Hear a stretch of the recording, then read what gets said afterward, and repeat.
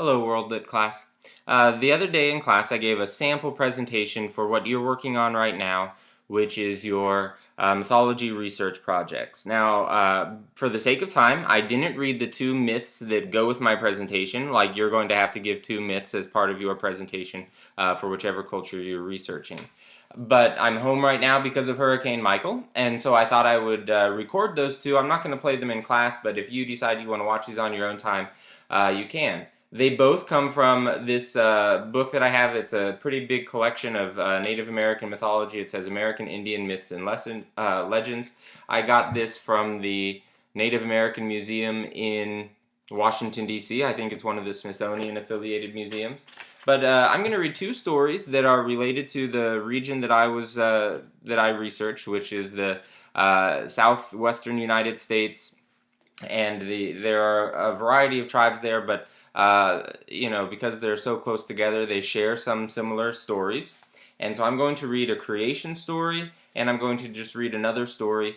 They both have Coyote as a central character, and in my presentation I talked about how Coyote was like this trickster god. He was one of the most common figures in all of the stories from that region because of just the type of entertaining character that he is. So the first one I'm going to read is from the Zuni tribe. It's called Coyote Steals the Sun and Moon, and it's sort of a creation story or an explanation for the natural phenomenon of our universe.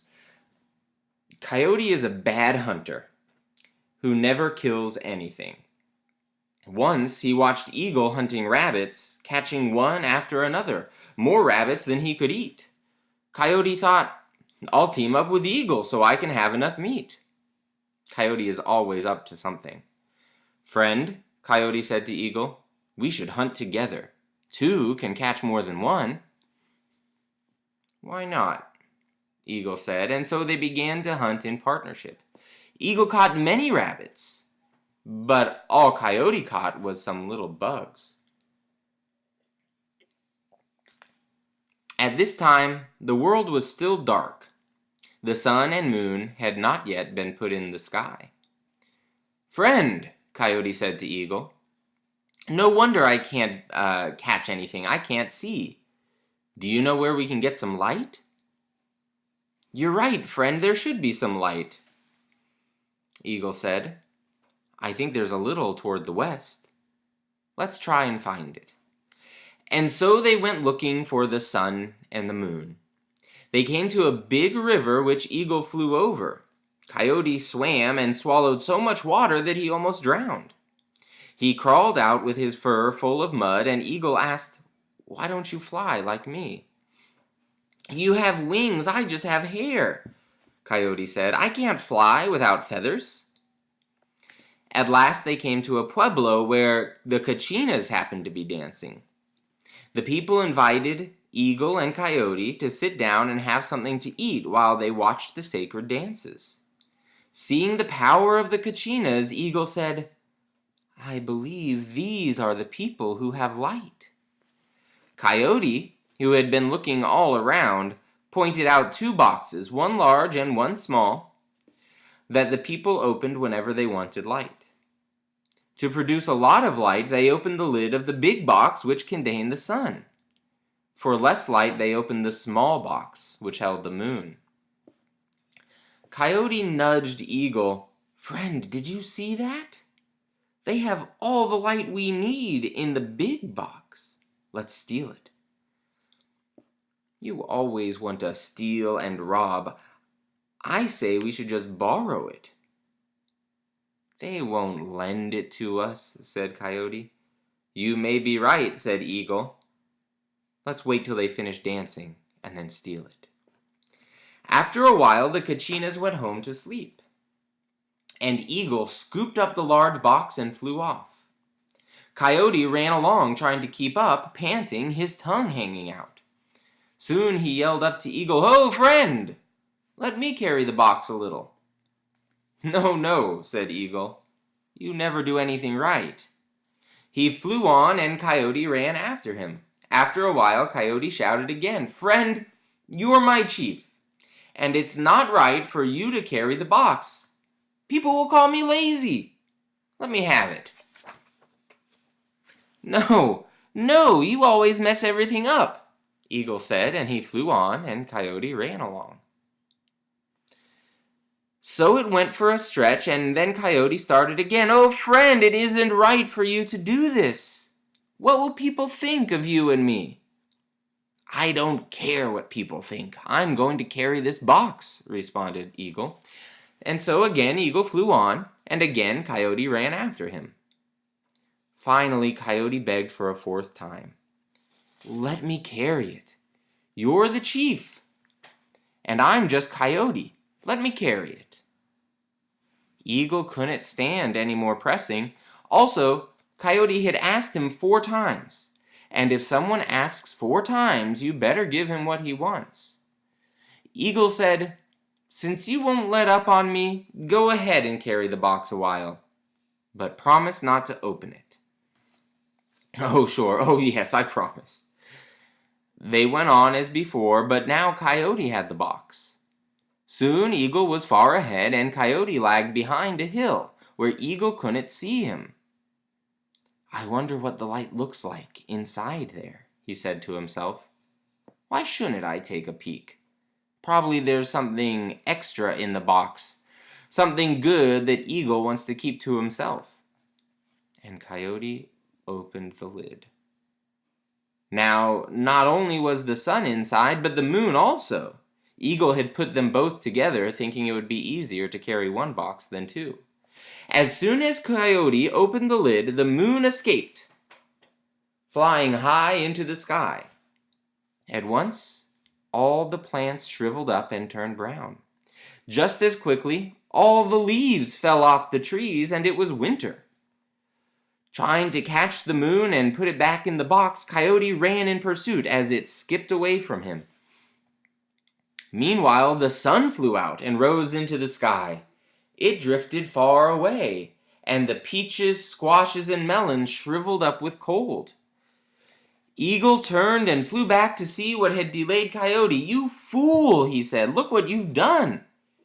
You let the sun and the moon escape, and now it's cold. Indeed, it began to snow, and Coyote shivered. Now your teeth are chattering, Eagle said. And it's your fault that cold has come into the world. It's true. If it weren't for Coyote's curiosity and mischief-making, we wouldn't have winter. We could enjoy summer all the time. And it says here, there's a note, this was based on a story that was reported by Ruth Benedict in 1935. And it has a little explanation, too, of the culture. It says, day and night, as represented in this story by the sun and moon, are metaphorically associated with summer and winter for the Zuni people. Hence, the release of the moon brings death and desolation to the world. Coyote, of course, completely disrupts the seasonal cycle by interfering with the heavenly progression. The Kachinas mentioned were at the time of this story demigods, supernatural intermediaries, mostly benign, who regularly visited the pueblos and established elaborate rituals that included festive dances for the people. So that was Coyote Steals the Sun and Moon. The next one I'm going to read it's from the same book. It's called Turkey Makes the Corn and Coyote Plants It. And again, Coyote, he's a trickster. Now this one's a little bit shorter than the other, but not by much, so it's about the same length of time that we're going to be reading it. Turkey makes the corn and Coyote plants it. Long ago, when all the animals talked like people, Turkey overheard a boy begging his sister for food. What does your little brother want? He asked the girl. He's hungry, but we have nothing to eat, she said. When Turkey heard this, he shook himself all over. Many kinds of fruits and wild food dropped out of his body, and the brother and sister ate these up. Turkey shook himself again, and a variety of corn that is very large dropped out of his feathers. He shook himself a third time, and yellow corn dropped out. And when he shook himself for the fourth time, white corn dropped out. Bear came over, and Turkey told him, I'm helping to feed my sister and my brother over there. Bear said, You can shake only 4 times to make food come out of you, but I have every kind of food in me, from my feet to my head. Bear shook himself, and out of his fur dropped juniper berries. He shook himself again, and out dropped a cactus that is good to eat. Then he shook out acorns, then another kind of cactus, then gamble oak acorns, then blue oak acorns, then pinon nuts, then a species of sumac, then manzanita berries, then wild mulberries, then saguaro fruit. Turkey said to the boy and girl, "I have 4 kinds of corn seeds here for you, and this is a good place to plant them." The sister and brother cut digging sticks and made holes with them. In the holes they planted all their corn seeds. The next day the corn had already come up and was about 1.5 feet high. The girl said, "We still have some squash seeds here," so they planted them too. The boy and girl asked Turkey for more corn seed. "The corn is coming up nicely," they said, "so we want to make another farm and plant more corn there." Turkey gave them the seed, and they left him to look after their first fields while they started off to make the other farm. When they came back, they heard Turkey hollering at the cornfield. They ran down there and saw him dragging one wing along the ground on the side toward them. There were snakes on the other side of him, and he pretended to have a broken wing to lure the snakes away and shield the boy and girl. The squash plants had young squash on them, and the corn had grown tall and formed ears and tassels. The tassels had pollen in them, and the snakes had come to gather the pollen out of the corn plants. Turkey told the boy and girl to stay away from the corn for 4 days, when the snakes would be finished. At the end of the 4 days, the corn was ripe. Turkey told them, "This will be the only time when the corn will come up in 4 days. From now on, it will take quite a while." And it does. By now, the brother and sister had planted corn 3 times, and they gave seeds to other people. Then, Slim Coyote came and asked for some seeds. "The corn you planted is growing well, and the ears are coming out of it," he said. "I'd like to have some seeds to plant for myself." Coyote would have to do lots of work if he wanted to raise his corn, but that wasn't his plan. These other people here plant their corn, and after it's grown, they have to cook it. Me, I'm not going to do it that way. I'll cook my corn first and then plant it, so I won't have to bother to cook it when it's ripe. Here's where Coyote made a big mistake. He cooked his corn, ate some, and planted quite a patch of the rest. He felt pretty good about it. "Now I've done well for myself. You people have to cook your corn after you plant it, but mine will be already cooked," he said.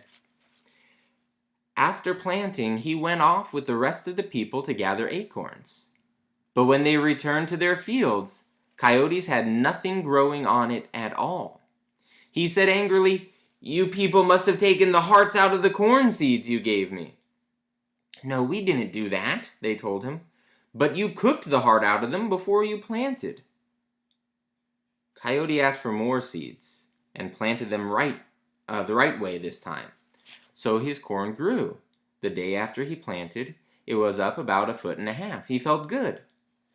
The people who had planted their corn at the beginning were harvesting now and tying it up into bundles. Coyote saw these and wanted some.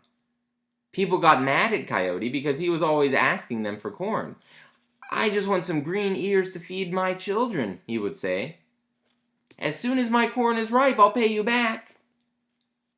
The other people had all their corn in and stripped now, but their squashes were still growing in the field. Coyote stole their squash. And the people all came to his camp. They wanted to know if he was the one who was stealing their squash. Coyote pretended to get angry. "You're always blaming me for stealing everything. There are lots of camps over there. Why do you have to choose mine to come to with your accusations?" But the people knew about Coyote's thieving ways. From now on, Don't make your farm near us. Move away and live someplace else, they said. All right. There are several of you that I was going to repay with corn, but I won't do it now that you've treated me this way, he said. And so, Coyote's family lived poorly, and they never bothered to cook anything before they ate it.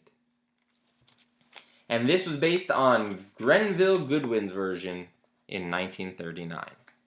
So those are two Coyote stories. We can see sometimes he's the one who makes us laugh.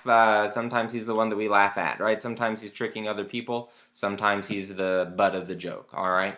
But those are our two Coyote stories. Make sure that you've chosen two good representative stories for the culture that you're going to present to the class. One creation story and the other one anything of your choosing. Good job. See you later.